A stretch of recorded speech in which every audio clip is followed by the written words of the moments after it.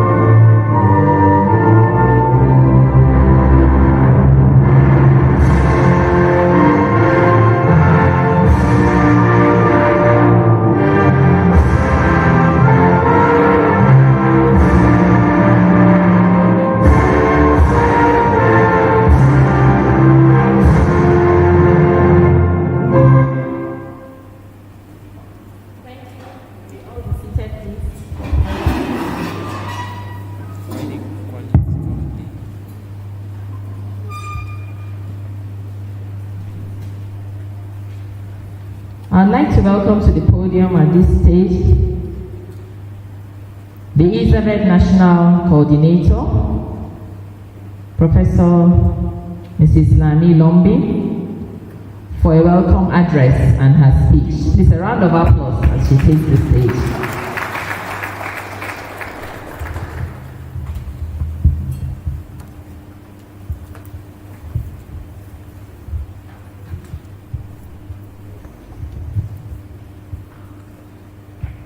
The Chief Veterinary Officer of Nigeria, Dr. Maimuna Habib, ably represented this morning by Dr. Adedoyin. There is one thing, she just couldn't be here. Normally, she has always attended our programs. And I think this is the first time she's not coming. I'm sure she attended the inauguration. You recall she was here. She's such a dynamic lady, seeing somebody with that much energy. I wish I were younger, maybe I will ask her how she gets her energy. But it's too late for me to get that energy from her. But I'd like to welcome you and stand and give our regards, because it is her push that has sustained the Elizabeth. I'd like to thank you so much for coming. The ECTAD National Coordinator, Dr. Ayo, what else can I say? You know, people have pushed in different ways, in a very subtle manner. Ayo will inundate you with the emails. Am I right? Okay, that is in a very subtle way. And that has kept the program going. And I'd like to say thank you, Ma, for actually having that passion for this Elizabeth program. In fact, you seem to have more passion than those of us out in the Elizabeth thing. And you push everybody, so thank you so much, ma'am. Now, I think I should have started with the ECTAD country lead, Dr. Gee. He's not here in person, but at least we can see his white beard. And I don't know whether he has his hat on because normally he has one hat on. Oh, okay, he's waving it around. Dr. Gee, I must say your vision, your push, your passion, everything for ECTAD in Nigeria and for Elizabeth to succeed, it's something that I would say it's only personal to you, because I've not seen such push from a foreigner into a country like you've done to us. You so wish this thing to succeed that you've told me that Nigeria is leading the Elizabeth program among the ECTAD nations. We can only say thank you to Dr. Gee. And so thank you, Dr. Gee. Our examiners, Dr. Adeshokan from Lagos.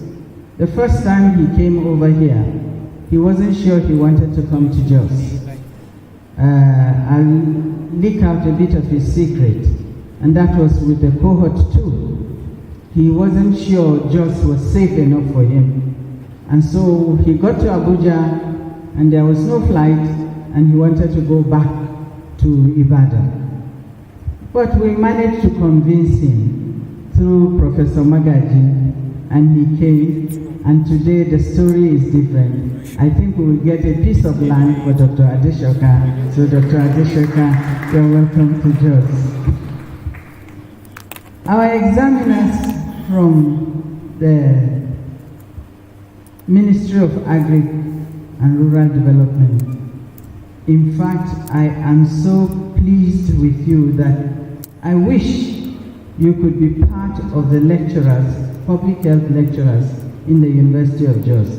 I don't know how that can be, but your contribution to all that is going on, I must say, I thank you, and I believe that we have a lot to do with you in future, not only in UniJos, because I believe the ECTAD will go to Uni Abuja, Elizabeth will to other places. And I think it would be nice for you to be part-time lecturers in all these universities so that we can gain from both of you. Thank you so much for your contribution. It's been marvelous.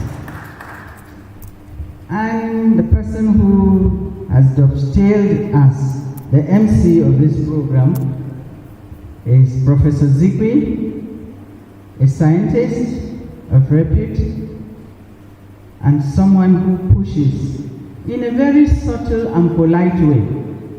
I'm sure she gesticulates even to the students. Am I right? You see that?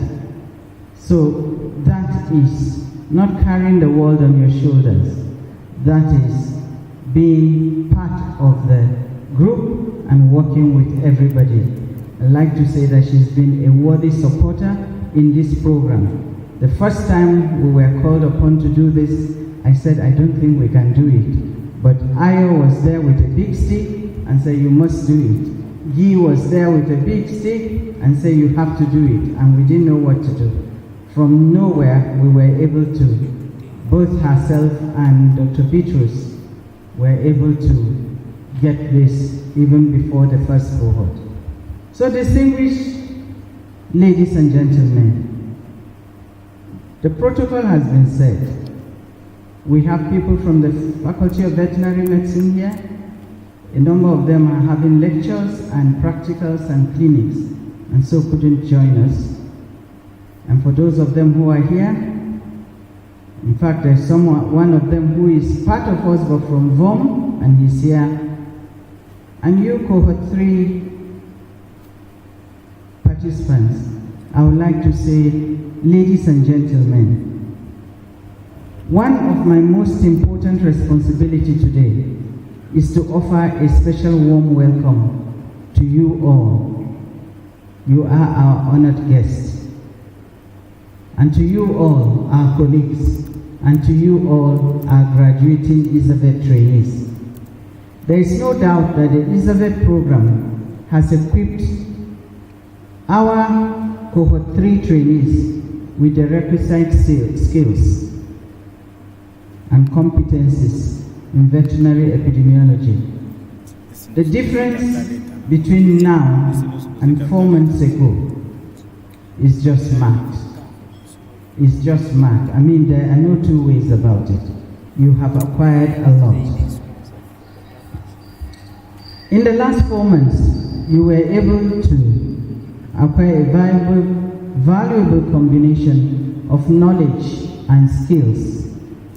You are now part of a critical mass of frontline veterinarians in Nigeria, and you are equipped to support disease surveillance, outbreak investigation, emergency preparedness, and response. Veterinary field epidemiology offers a great breadth of professional paths, and I'm sure you are prepared for the tasks ahead. You have access to mentors and trainers who would continue to offer support and guidance when the need arises. My advice to you all is to continue to leverage upon the foundation that was laid to build the capacity in you and to enhance the robustness of disease surveillance systems in your respective states. That is why all the states are in one way or the other represented. And in fact, seated amongst us on the high table, who was not even introduced, or was introduced and I did not mention, is the DVS of Plateau State. Now this DVS is actually being represented, and it's represented by someone who participated as a member of cohort 1 Elizabeth training, and that is Dr. Nengut. So all the states, really all the states are involved, and I think by the time all the states are involved, Dr. Adedoye and the members from the Federal Ministry of Agri and Rural Development, you have everything that is needed to drive that passion of disease control and surveillance in the field. So I want to encourage you, that's the graduates today, and you are no longer trainees, you are now graduates. I want to encourage you to cascade the knowledge gained via training of colleagues. So we will keep in touch with you. You have to cascade your knowledge. So you are now going to be the trainers and the mentors. You have mentors and trainers. Now you become trainers and mentors. Where you are stuck, refer to the next higher authority. And we would like to have a lot of your activities. And I'm sure we can involve the Federal Ministry of Agri and give them such information so that they know exactly what is happening in your respective states. The future of the veterinary profession rests on your shoulders, and together I believe we will continue to stamp our footprints in the sands of time. Ladies and gentlemen, today Nigeria can boast of a total of 96 trained frontline Elizabeth trainees, 54 of whom are males and 42 females, with this cohort having the largest number of female trainees. This feat would not have been complete but for the unwavering support and commitment of our partners and sponsors. Worthy of note is the tremendous support given to this program by the Office of the Chief Veterinary Officer of Nigeria and members of the steering committee. It is our hope that soon the country will take over, expand the scope, and domesticate the program. So this message is to the Federal Ministry of Agri and Rural Development. We have to start thinking of domesticating this program because we know that our partners over time might grow weary and disengage from sponsorship. But should we allow such a thing to die out? I don't know. I give that And I challenge the Federal Ministry of Agriculture and Rural Development to actually make a budget line, maybe not this year, maybe not next year, but to think about doing that so that we can domesticate this program and continue with it for the continued surveillance and disease control in the country. To our trainers, our examiners, and our mentors, though they are not all here in person, and the other supporting staff, especially from the Faculty of Veterinary Medicine, University of Jos, a number of them have really worked themselves and supported this program. This third cohort of Elizabeth was made possible because of your commitments and support.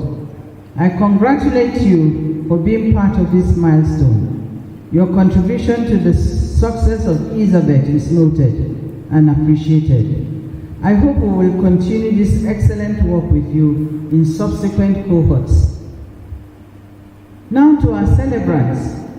During the last 4 months, you have a distinct experience of completing your program as frontline veterinarians. You can boldly say you earned this certificate. You learned the ropes of veterinary field epidemiology when the world was struggling to cope with the impact of emerging and re-emerging pandemics and epidemics. That has made you special and unique. I want you to use this experience to develop habits and work ethics that will positively influence the veterinary profession in your respective states. And I hope that we will get to a point where we have some form of peer review, knowing what each state is doing, what the participants in each state are doing. You form a bulk. When you go back, link up with those of cohort 1, cohort 2, and you are cohort 3, and form that critical mass in your state and see what you can do to drive the issue of disease surveillance in your state. And if funds permitting, we think we will be able to go around the states and assess your performance in the states. When we assess the performance, you see there's some form of peer reviewing. I hope that you will come up tops. See this as something we are giving you to go back to your states with. You are not just going to collect the certificates and sit down. No, you are going to collect the certificates and run with you. So I would like to say, use this experience to develop habits and work ethics that will positively influence your veterinary profession in your state. Remember the saying, nobody can outmatch an epidemiologist. We've made you into epidemiologists. I know when you took the course epidemiology in the universities, you didn't know how to apply it. But now you have seen how the application can be. So I would want to say, go out there and show yourself worthy of this calling. I would like to thank you and wish you, as you go back to your various states, a safe journey. And not only wish you a safe journey, when you land there, we will be getting in touch with you to find out what you are doing. I'd like to thank you so much for this opportunity to be to have that contact and interaction with you. I think my role as an epidemiologist is being fulfilled now. My dream of being an epidemiologist is being fulfilled, seeing you guys going out there and converting what you have learned into the field. I'd like to thank you very much for this day. Thank you.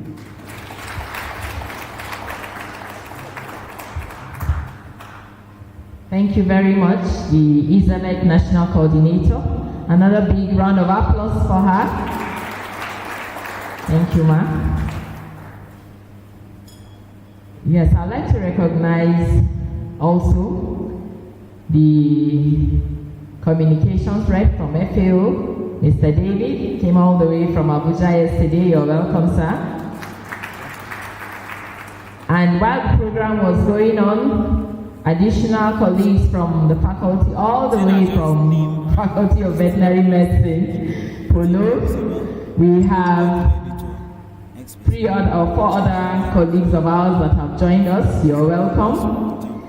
I would like to also recognize somebody. I always forget that he's with us and also with NVRI, but I will say more with us because we want him to be more with us. Dr. Jambalan, you're welcome, sir.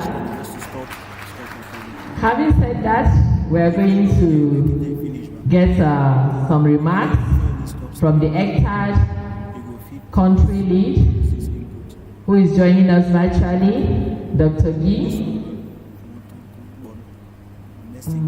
Are we all set? Dr. Guy?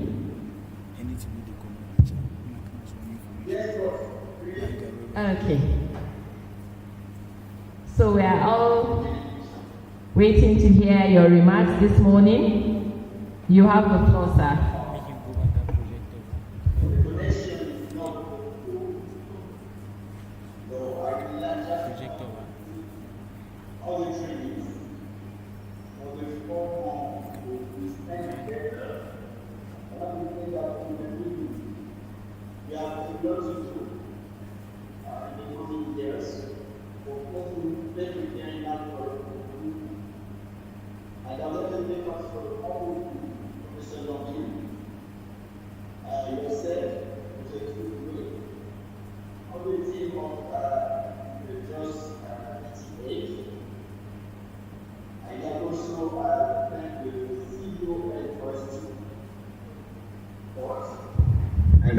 That's okay. Thank you very much.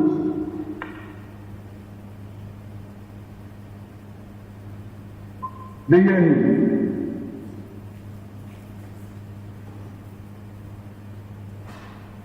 Hello? Okay, just to thank everybody. Okay.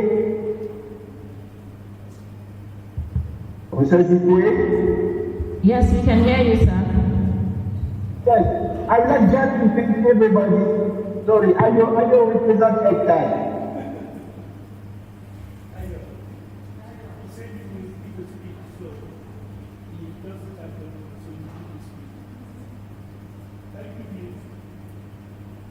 Yes, thank you. So thank you very much, Dr. Guy, for saying hello to us. We are going to make progress. So Dr. Ayo is here already, and she has a very big role. She's going to tell us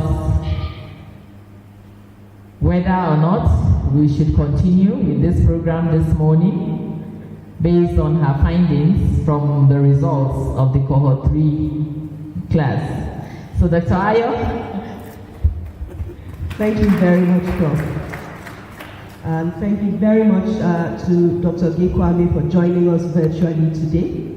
On his behalf and on behalf of the whole of FAO, I bring greetings from the FAO representation in Nigeria. We are really, really happy to be associated with such a fantastic program and to work with excellent partners, the Office of the Chief Veterinary Officer and the Federal Ministry of Agriculture and Rural Development, the Faculty of Veterinary Medicine at the University of Jos, and the veterinary profession in Nigeria in general. We also get a lot of support and cooperation from the directors of veterinary services at state level, and we express our appreciation to them. Thank you so much. I am a little bit short, so I'm going to come out a bit from behind the podium so that I can communicate clearly. So just as Prof. Zikwe has said, we have had this week final assessments on the ISAVET program. The trainees have undergone a rigorous program of training, but also of assessment. And I'm really, really pleased to be here today to give us a brief overview of those results. The training started off with 1 month of intensive classroom training, for which the pass mark was 60%. And I'm happy to say that for cohort 3, the average performance was 81%, with marks ranging from not less than 75 to 100. So we are really proud of your performance. Then followed 3 months of field training, when, as this is an in-service training, all the trainees went back to their positions within state veterinary services across Nigeria. They were tasked with weekly disease surveillance in their various areas. And I'm really pleased to say that again, cohort 3 has achieved an average mark of 85% in this very practical demonstration of their field epidemiology and disease surveillance skills. And finally, which we have done just this week, during their field training, apart from the weekly surveillance, they also did a research project.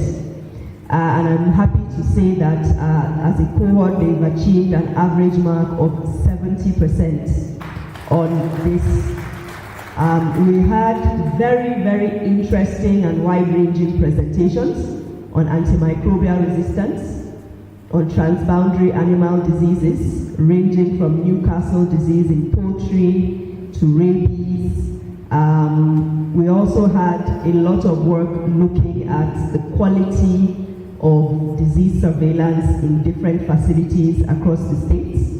We had economic analysis of the loss that animal disease costs us as a country in Nigeria, and studies about the levels of knowledge, attitudes, and practices to various areas of animal health, such as biosecurity, such as vaccination amongst farmers and the general public.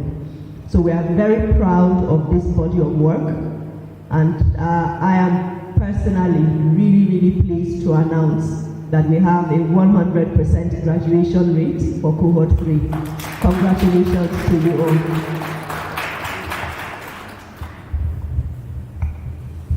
Thank you very much, Dr. Ayo, and cohort 3. So congratulations. It means that we can carry on. Good job, well done. All right. So now that we have the permission of Dr. Ayo, we are going to make progress. I'd like to at this time call on the Chief Veterinary Officer of Nigeria, the CVON, for remarks and speech during this wonderful occasion.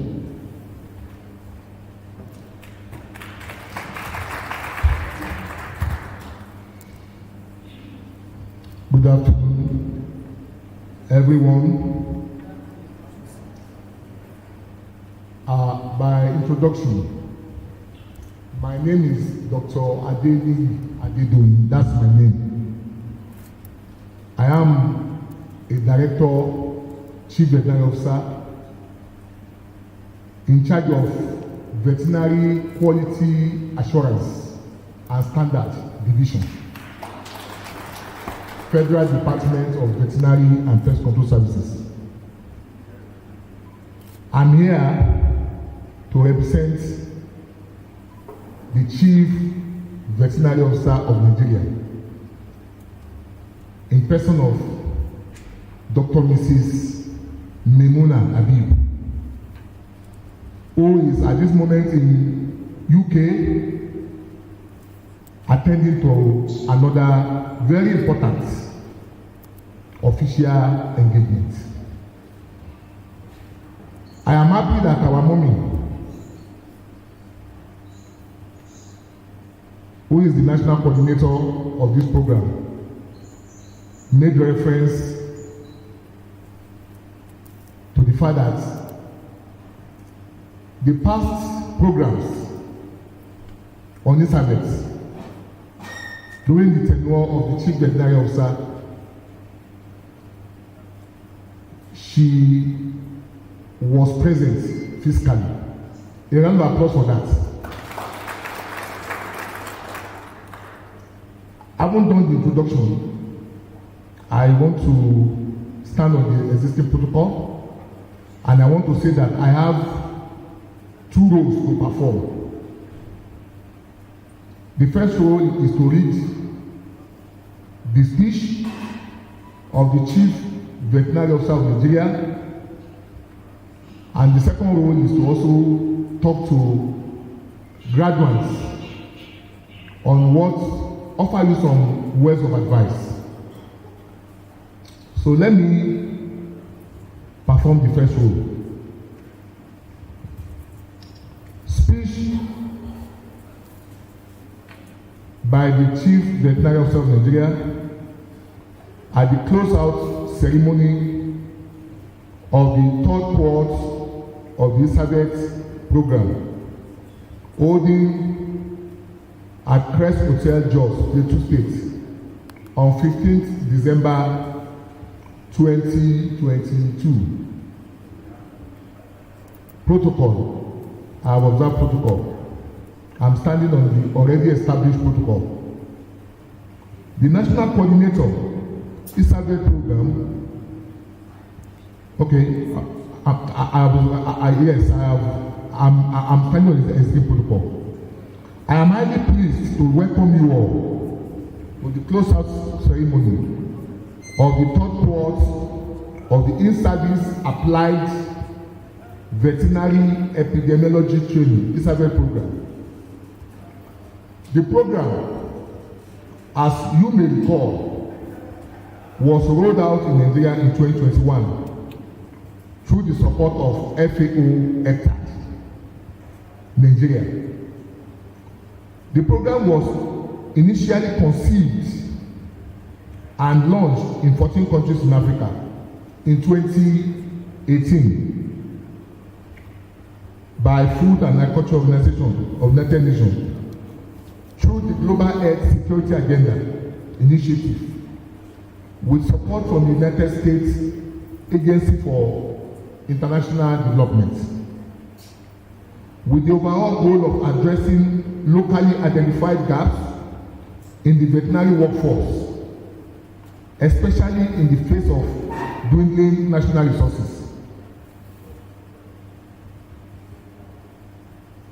This is the third quart now. Even if we are to take the benefit of hindsight, we know that we have been reaping the benefits of this capacity building. And some of the benefits is what I want to highlight. One, Elizabeth undoubtedly has, and we also help to strengthen the animal disease surveillance system at the sub-national level. The sub-national level is very, very important. As we all know that 75% of emerging and re-emerging diseases in the human population are from animal origin. The Elizabeth trainees will serve as frontline officers in the early detection and response of the diseases before they spread to human population. That is one of the benefits. You will agree with me that field epidemic officers are the line of defense against animal diseases, especially zoonosis. They are involved in all aspects of disease control. The capacity of these officers requires continuous enhancement, especially now that there are increased cases of emerging and re-emerging infectious diseases. The second benefit, Elizabeth has also improved the skill and knowledge of veterinarians, not only in surveillance, but in data analysis, disease outbreak investigation, risk communication, risk assessment, data audits, and decision-making progress. Thirdly, it's also noteworthy to mention that the program has also improved animal health care service delivery at the community level, because we expect all of you, as our mother has already said, to go back to your state and work in your state and also at community level, and also cascade the knowledge gained to other vets who have not had this opportunity that you have gotten. And this will contribute to ensuring food security and food safety in the country.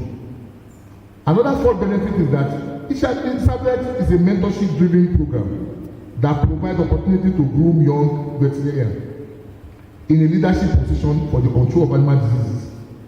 I think the issue of mentorship has been brought to fore by this Elizabeth program. We have had cause to meet many young vets. When they finish, there's this mindset that, well, I'm on my own, I'm my own chairman and CEO, I can't be controlled by anybody. We have had cause to talk to many that, look, the journey of life is a very interesting one. You need to be humble. You need to submit yourself to learn, and it takes humility to learn. You need to identify a mentor and subordinate yourself. It takes not only knowledge and skill, as Dr. Ayo rightly mentioned, it also takes experience. And that experience, you can only get it when you have a mentor who guides you in what you do. The fifth point is that Elizabeth, which is fantastic, Elizabeth is a sensitive gender balancing program that gives equal opportunity to female veterinarians to showcase their respective talents in the field of veterinary medicine. Even from the Core 3, I think it is abundantly clear that the number of female is almost more than that of male. Yes, what a male can do, a female can do. If you come to the Federal Department of Veterinary and Medical Services, our females there, we don't even, for me, I don't say ladies and gentlemen, I say gentlemen, because we are all gentlemen. Yes, what men can do, they can do better. So I think this Elizabeth has brought to fore the need, while in everything we do, whether it is veterinary association, whether it is a council, whether it is anything veterinary engagement, the issue of gender balancing is very, very important. This other program could not have come at a better time. Looking at the rich content of the program, comprising modules and practical field experience, I am enthusiastic that these trainees are fully equipped to meet the current challenges of animal disease prevention and control in the country. You may recall that last month during the Elizabeth Ward 2 graduation, I shared with you that the FEC has approved the revised, it's not even revised, it's the first in the country, the first of its kind, the National Animal Disease Control, the National Animal Health Policy, which was approved by the Federal Executive Council on November 2nd this year.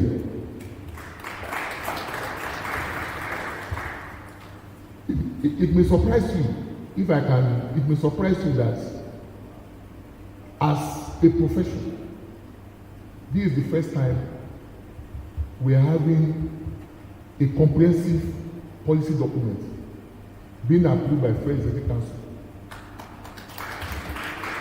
The implication of that is that we can draw budget lines for some of the functions in that policy document.